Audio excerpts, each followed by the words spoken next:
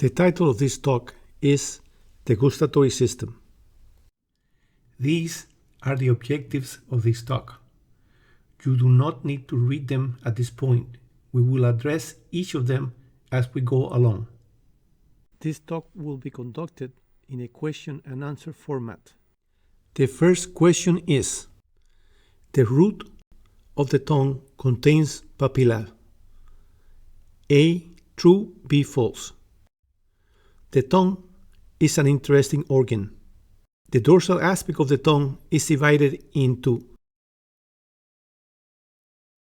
body and root. In the root, we find the lingual tonsils.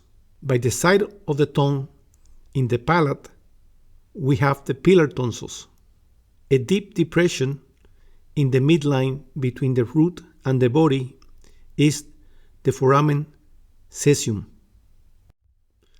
The foramen caesium, formed during embryological descent of the thyroid gland, is the point of attachment of the thyroglossal duct.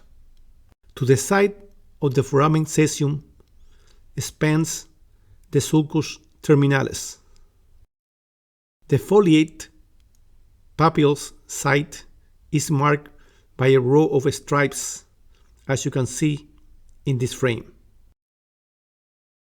The area delineated just in front of the foramen caesium and sulcus terminalis is the location of the vaginate or circumvaginate papillas. Right in the middle of the tongue, we have the median sulcus. I will now remove all the labels to illustrate the location of the different type of papillas. As you can see in this frame, I have introduced the different papillas. Notice that there are 4 types of papillas. The vaginate papilla are present in a triangular area in front of the foramen caesium and sulcus terminalis, as we previously mentioned. The fungiform papillas occupy mostly the body of the tongue and are more prominent close to the tip. The foliate or foliated papillas occupy the lateral side of the posterior body of the tongue, as indicated by the blue little dots. And the filiform papillas are spread all over the dorsal surface of the body of the tongue. Neither the root of the tongue nor the underside of the tongue have papillas. So the answer to this question is B. Next question. All the papillas contain taste buds. A. True, B. False. In this frame, you can see the distribution of the 4 types of papillas. We will first talk about the vaginate papillas. This drawing represents a cut of the lingual epithelium and subepithelial layers close to the back of the body of the tongue. I am indicating to one vaginate papilla and here to a second one. The name of these papillas is well deserved. Vaginate means having a raised edge surrounding a depression, a configuration you can see in this H&E specimen.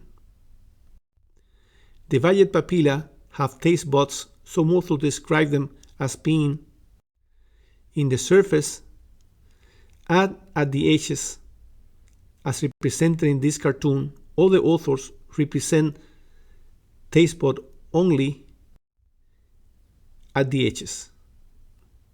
After talking about vaginate papillas,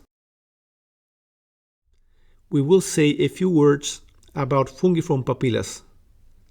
They are also well named. They are more numerous at the tip of the tongue, as you can see in this frame. Fungiform papilla are mushroom-shaped structures located at the dorsum of the anterior 2/3 of the body of the tongue. They are, as you can see here, represented in this H&E specimen. I have now introduce a cartoonish representation. As you can see, taste buds are present only in the oral surface of the papilla. After fungiform papilla, we will talk about foliated or foliate papillas. In this H&E specimen, you can see the stroma, epithelium, and the taste buds. Some of the taste buds, depending on the side of the cut, look like onion cut in the middle. As you can see in this cartoonish representation, taste buds are represented only at the edge of the foliate papillas, in the interpapillary surface. After foliate papillas, we will talk about filiform papillas. They are the most prominent structures in this illustration. You can recognize them because the filiform papillas look like ice cream cones. This is an H&E preparation of a filiform papilla. This type of papilla have no taste buds. Their outer surface is covered by keratin. They function as texture perception devices in the tongue. I have now introduced an electrophotograph of a filiform papilla. Notice the high concentration of keratin. Think of the filiform papillas as the nails of the tongue. So the answer to this question is B. Next question. The taste buds dark cells viewed in electron microscopy are supportive structures. A true, B false. The three types of papilla with taste buds are represented in this frame: foliate, fungiform, vajate. Taste buds in all these papillas are anatomically similar, hence describing one, as we will do, suffices to understand their general histology. This is an H&E preparation of a taste bud. Taste buds are either on the side of the oral surface or the interpapillary surface of the papillas. I have now indicated the taste pore, escamous cells of the tongue, epithelium, and the basal cells of the tongue epithelium. Now you can see an area bracketed in this frame by the aqua line where you see different shaped nuclei. I have now introduced a low-power electron microscopy photograph of a taste bud. In it, in addition to the epithelial cells, you can distinguish basal cells. These cells are capable of transforming into supportive and receptive taste cells. Taste basal cell function is similar to the basal olfactory cell function. Basal cells are very important to ensure the perception of taste because receptive taste cells have a half-life of about 10 to 20 days. Here I am indicating to a nerve, here to a cell with a pale nucleus and cytoplasm, and here to two cells with darker nucleus each and dark cytoplasms. At the site of the pore, we find microvilli, which are the site of intestine and taste receptor cell interaction. Based on H&E specimen, microelectronic photographs, and imagination, anatomists have created a few illustrations representing these taste buds. I will show you some of them in the next few frames. As you will see, they are represented slightly different by different authors. This is one of the representation. In it, you can see numbers and figures. I will use the numbers to label the different features. Light cells, also called neuroepithelial cells, are labeled number 1. nerve endings, number 2. Microvilli, the site of interaction between intestine and taste receptor cells, are indicated at the site of the taste pore, labeled 3. Basal cells are labeled 4. Dark cells or supportive cells are labeled 5.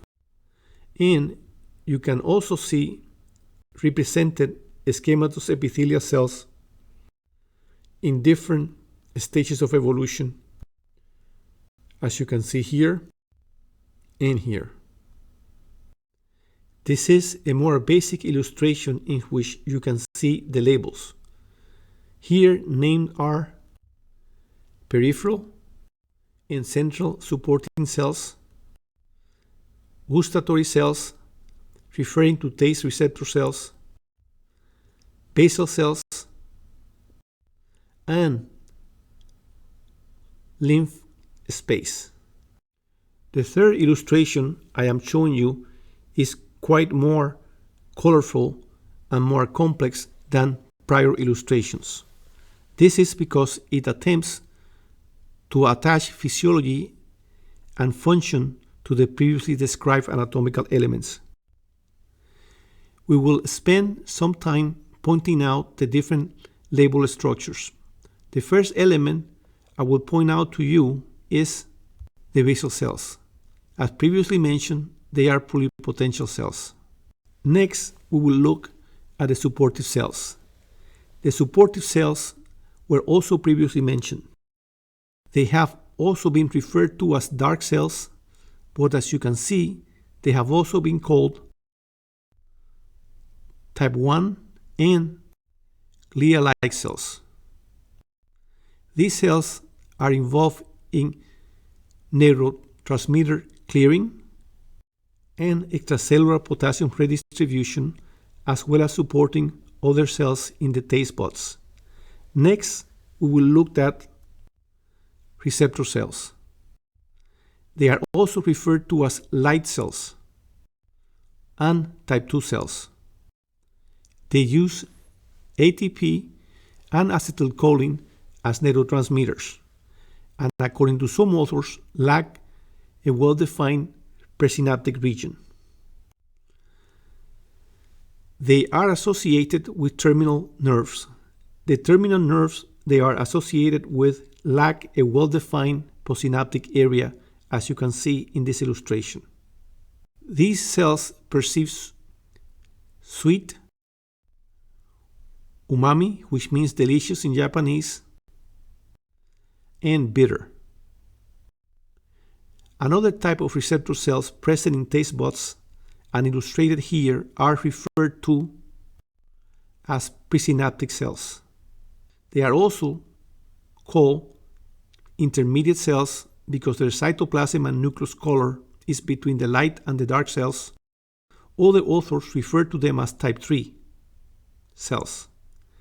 The term presynaptic is used for these cells because, unlike the taste receptor cells for sweet, umami, and bitter that are simply called receptor cells, these receptor cells have a well-defined presynaptic region, and their associated nerves have a well-developed postsynaptic region.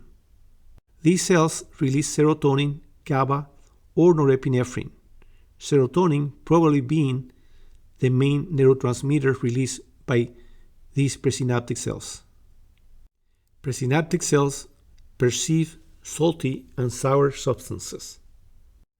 The last element I want you to identify in this figure is represented by little white elements between the apical regions of the different cells. They are tight junctions. The tight junctions seal the taste buds. Hence, only the segment of the taste bud receptor cell above the tight junction is exposed to the oral cavity medium. The tight junctions prevent substances in the oral cavity from getting inside the taste bud. So the answer to this question is A. Next question. Which of the following taste elements involve serotonin neurotransmitter? A. Sweet. B. Umami. C. Bitter. D. Salty. This frame represents a further simplification of the prior illustration. The supportive cells remain in dark blue and are on the sides, as you can see in this frame. Salt perception is related to sodium and sour perception related to hydrogen. The taste receptor cells for salt and sour have very well-defined presynaptic and postsynaptic apparatus and release serotonin, GABA, or norepinephrine, serotonin being, as previously mentioned, the most prevalent among them. Sweet substances, umami, which is mainly the taste of glutamate, and bitter substances constituted by alkaloids activate cells lacking clear presynaptic and postsynaptic apparatus. They use acetylcholine and ATP as neurotransmitter, ATP being most prevalent. Most authors I have read believe that each cells release acetylcholine or ATP, but others think that receptor cells are capable of releasing both at the same time. So the answer to this question is D. Next question. The taston receptor taste cell interactions involve salt and sour uses G protein couple receptors. A true, B false. A taston is a water-soluble chemical that produces a taste sensation by activating taste receptor cells. This frame shows the 5 primary taston. Think of them as the basic colors of taste. 3 basic colors combine to form many different secondary colors. In this case, 5 primary tastons are capable of combining to provide many flavors. Salt is a primary taston.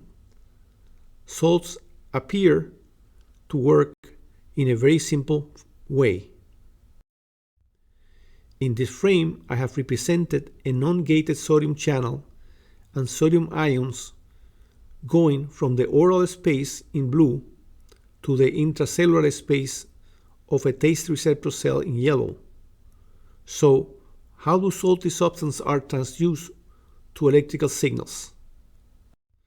Salt, sodium chloride dissolved in the tongue, releasing sodium ions. The increase in sodium ions in the surface of the tongue produces a chemical gradient that propels sodium into the taste bud receptor cells through non-gated sodium channels, as I have represented in this illustration. An increase in intracellular sodium raises the membrane potential, let's say to minus 50 millivolts. The increase in voltage leads to opening of the voltage-gated calcium channels housed in the smooth reticular endothelial membrane and at the segments of the cell membrane facing the extracellular space that is kept separate from the oral surface by the tight junctions. As the result of this, intracellular calcium increases and vesicles containing neurotransmitters are incorporated to the presynaptic area of the receptor taste cell's membrane and neurotransmitter is released. So we have talked about salt. Now let's talk about sour, as in the taste of lemon. Sour tasting has 3 mechanisms to generate a receptor potential in the taste receptor cells. The first mechanism is similar to the one used by salt. It uses non-gated channels for hydrogen and produces an increase in intracellular hydrogen. So, in this case, the increase in hydrogen ion brought about by sour substances creating a gradient that favors the entry of positive hydrogen through the non-gated hydrogen channels into the receptor cells leads to the increase of positive charges. The increase in intracellular hydrogen thus raises the membrane voltage, and using the same mechanism explained for sodium, neurotransmitters are released. The second mechanism used by sour substances is rather different. It involves a ligand receptor gated channel. The binding of hydrogen ion to such a channel opens its gate in calcium and sodium enters the cell. As a consequence, sodium and calcium increases inside the cell. The increase of positive charges drive the cell membrane potential to threshold of voltage-gated calcium channels. Voltage-gated calcium channels open up and intracellular calcium increases. Intracellular high calcium induces the release of neurotransmitter by the same mechanism just described. The third mechanism by which sour taste leads to the release of neurotransmitter involves a different type of receptor-gated channel complex. They involve a hydrogen ligand receptor potassium gated channel complex. These receptor channels, upon stimulation by hydrogen ions, prevent potassium from leaving the cell. Then the increase in intracellular positive charges lead to release of neurotransmitter by the same mechanisms previously described. So the answer to this question is B. Next question. The tasting receptor taste cell interaction involving sweet, bitter, and umami uses G protein coupled receptors. A true, B false. Sweet as in candy, bitter as in coffee or bitter melon, and umami as in soy sauce use a similar mechanism to transform tasting to neurotransmitter release. These mechanisms are more controversial and less well understood than those for salt and sour. The mechanism you see represented in this frame has already been described.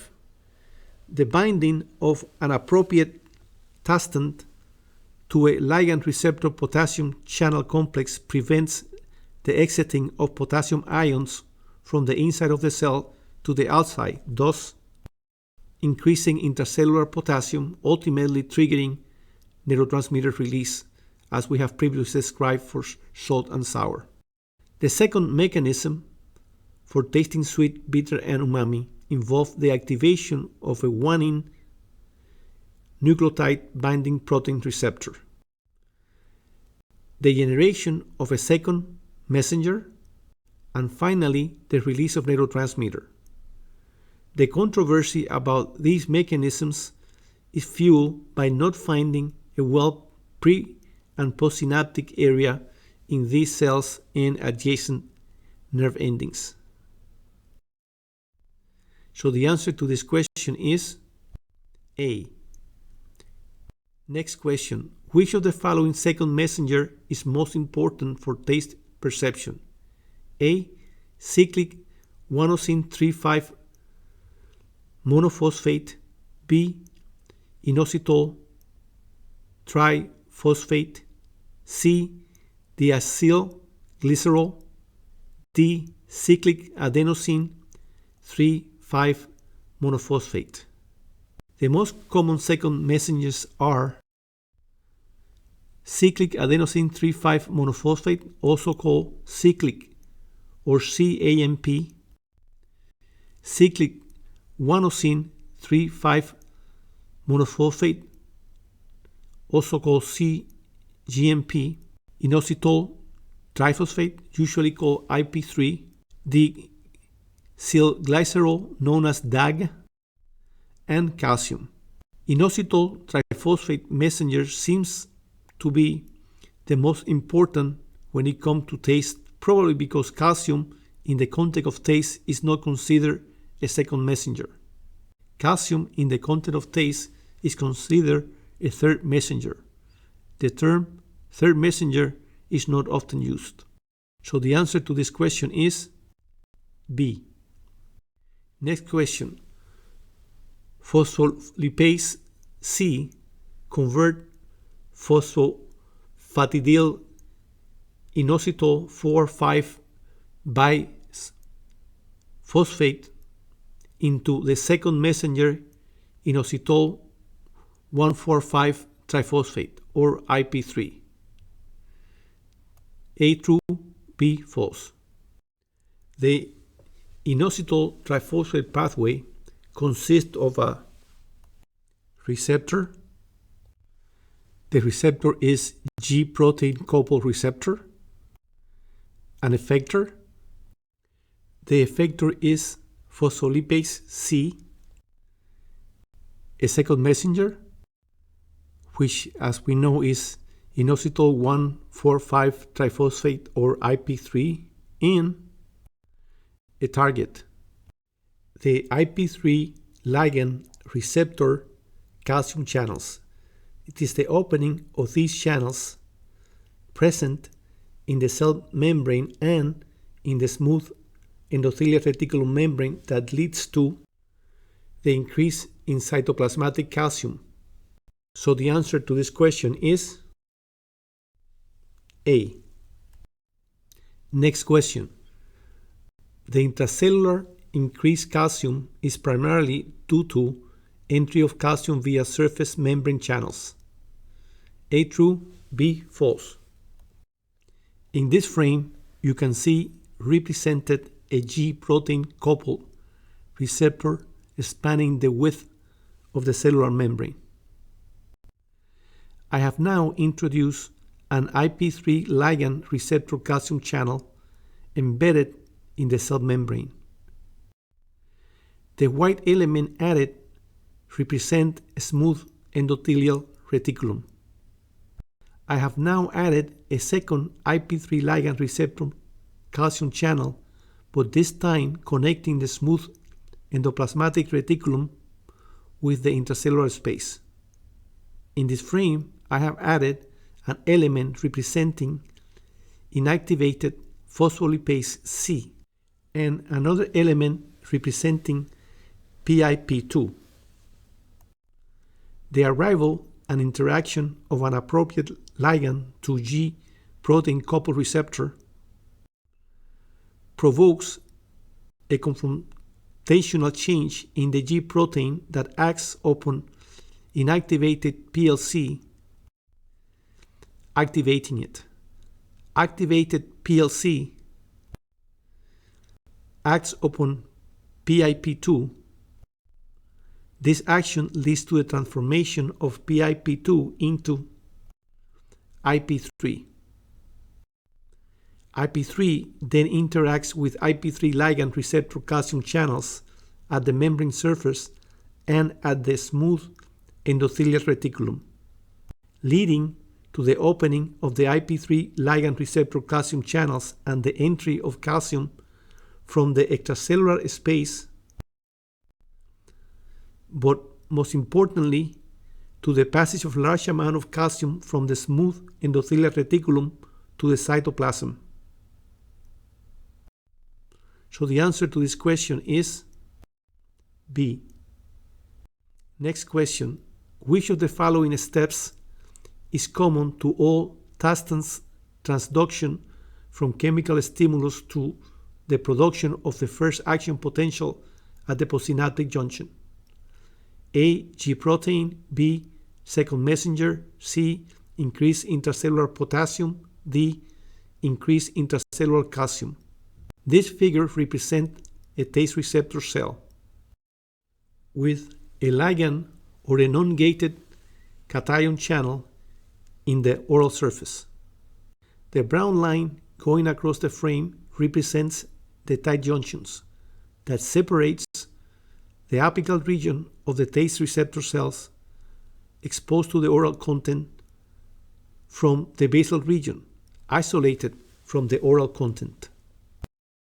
The entry of calcium through the apically located ligand or non-gated cation channels makes the cell less negative. This constitutes a depolarizing current. This depolarizing current brings the membrane potential of the basal region of the taste receptor cell to the threshold of voltage-gated sodium channels.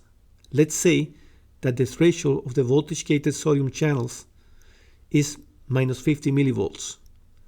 The opening of the voltage-gated sodium channels further depolarizes the cell membrane, bringing it to threshold of voltage-gated calcium channels, let's say to a membrane voltage of minus 40 millivolts. Then the opening of the voltage-gated calcium channels increase intracellular calcium. The increase in intracellular calcium leads to the fusion of the neurotransmitter vesicle membrane with the cell membrane at the presynaptic region and the release of neurotransmitters. The release of neurotransmitter leads to the production of an action potential in the nerve cell contacting the taste receptor cell. If the amount of neurotransmitter release is enough to bring the postsynaptic membrane to the threshold of voltage-gated sodium channels. It is important to stress that, as far as I know, the increase in voltage of the taste receptor cell produces a receptor potential and not an action potential. The reason the opening of voltage-gated sodium channels in the basal region of the taste receptor cell does not produce an action potential has to do with the presence in the same membrane of potassium and probably chloride channels that balance the entry of positive charges, thus preventing the taste receptor cell from producing an action potential. In this second representation, it is the block of positive charges preventing them from leaving the cell that produces the initial depolarization current.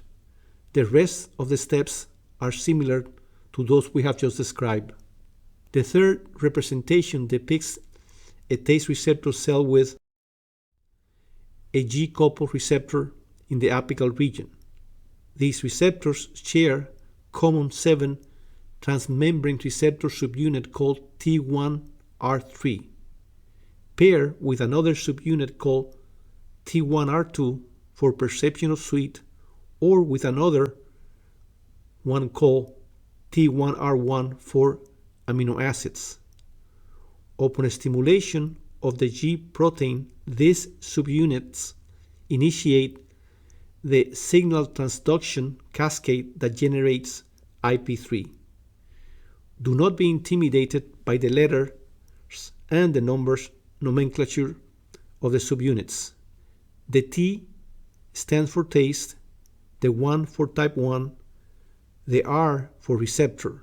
The following numbers 1, 2, and 3 indicate the order in which they were recognized. So, the activation of G protein coupled receptor generates IP3.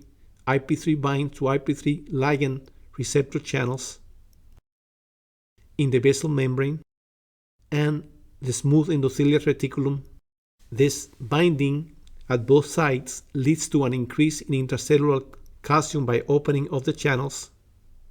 In addition, these cells have a calcium-activated non-selective cation channel called transient receptor potential cation channels subfamily M number 5. These channels contribute to the production of depolarizing current and probably the opening of additional voltage-gated calcium channels. The increase in calcium leads to neurotransmitter release. So the answer to this question is D. Next question.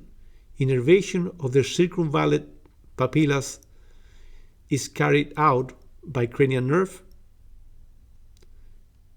A5, B7, C9, D10. This figure shows the tongue innervation.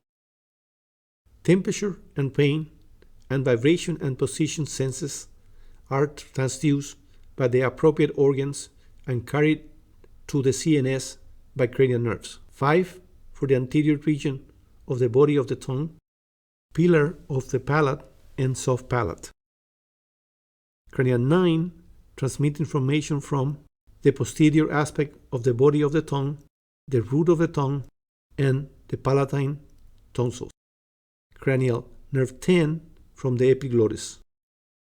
Taste buds are also innervated by 3 cranial nerves, but not the same cranial nerves. The fungiform papillas, the anterior most foliate papillas, and the soft palate papillas are innervated by cranial nerve 7. Cranial nerve 9 innervates the foliate papillas located posteriorly and the circumvallate papillas. Epiglottis papillas are innervated by cranial nerve 10. So the answer to this question is C. Next question. Which of the following ganglia does not have neurons involved in taste? A. Geniculate ganglion. B. Inferior ganglion of the vagus nerve. C. Otic ganglion. D. Inferior ganglion of the glossopharyngeal nerve. You can see in this figure the ganglia involved in taste. They are the geniculate ganglion, the inferior ganglion of the glossopharyngeal nerve, and the inferior ganglion of the vagus nerve. So the answer to this question is C. Next question. Which of the following branchial arch does not contribute to the formation of the mucosa of the tongue? A1, B2, C3, D4. This figure depicts a cartoonish representation of the branchial arches. You see no branchial arch 5 because branchial arch 5 involutes during development and does not contribute to the formation of adult structures. I have now added an schematic representation of the tongue depicting the embryological origin of the tongue muscles, the occipital somites, and the contribution of the branchial arches to the innervation of the mucosa. The tongue mucosa is formed from branchial arch 1, 3, and 4. Branchial arch 2 does not contribute to the formation of the tongue mucosa. So the answer to this question is B. Next question. Perception of taste that occurs in the absence of a testant is referred to as A. Phantogeusia, D. Dysgeusia, C. Hypogeusia, D. Ageusia. Taste abnormalities include phantogeusia. Phantogeusia implies the perception of a taste that occurs in the absence of a testant. Phantogeusia has been described in patients taking different medications and in patients with epilepsy and schizophrenia. Dysgeusia implies unpleasant perception of a testant. Hypergeusia implies enhanced gustatory sensitivity. Ageusia implies complete loss of taste, and hypogeusia implies partial loss of taste. So the answer to this question is A. Next question. 2 weeks after starting a selective antagonist of angiotensin receptor subtype 1 medication to control hypertension, the patient lost taste sensation. Apart from stopping the medication, which of the following supplements can give to the patient in order to help recover the ability to taste? A. Iron, B. Zinc, C. Copper, D. Vitamin E.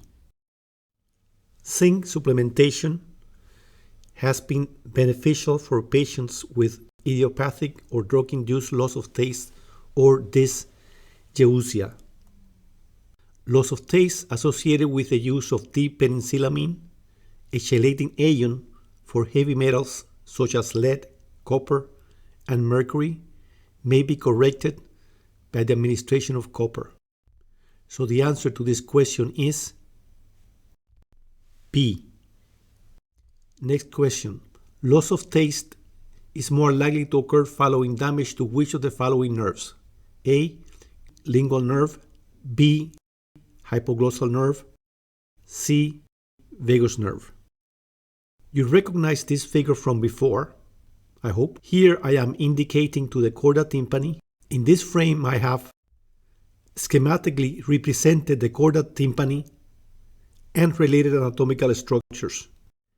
Notice that the chorda tympani joins the lingual nerve, a branch of the mandibular nerve, and it is through this nerve that preganglionic general visceral efferent fibers reach the submandibular ganglion. Postganglionic fibers from this ganglion innervate the submandibular gland and the sublingual gland. Also notice that the chorda tympani also carries special visceral efferent fibers, that is taste fibers, and that these fibers join the lingual nerve prior to innervating the taste buds in the anterior two-thirds of the tongue. So we have had a close look at the chorda tympani. Now let's take a good look at the glossopharyngeal innervation of the tongue. You can see in this diagram the glossopharyngeal nerve traveling down here and giving multiple branches in its trajectory towards the tongue. And as you can see, this nerve ends in the lingual branch. This branch innervates the taste buds of the posterior one-third of the tongue.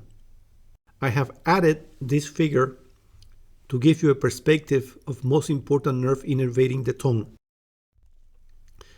The chorda tympani from the 7th, hopping along the lingual nerve. The lingual nerve is an offshoot of the mandibular nerve.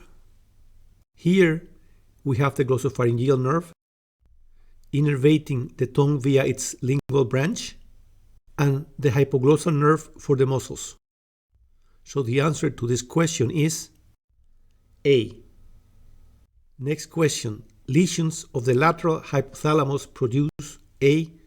A reduction of food intake, B. An increase of food intake, C. No alteration of food intake. In this frame you can see the nucleus solitarius and its tract indicated here. In this cut at the level of the medulla, the solitary tract in bright blue is seen surrounded by its nucleus. The solitary tract is the only tract completely surrounded by cranial nerve nucleus. At the level of the lower pons, the solitary nucleus is also present. At this level, it is located in the tegmentum, but it is usually not detectable. This is a schematic representation of the nucleus solitarius. As you know, it comes together caudally, forming a V-like structure.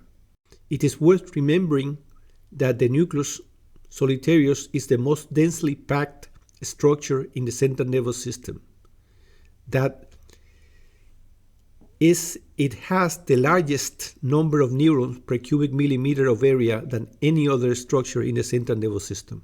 In it, you find the gustatory nucleus rostally.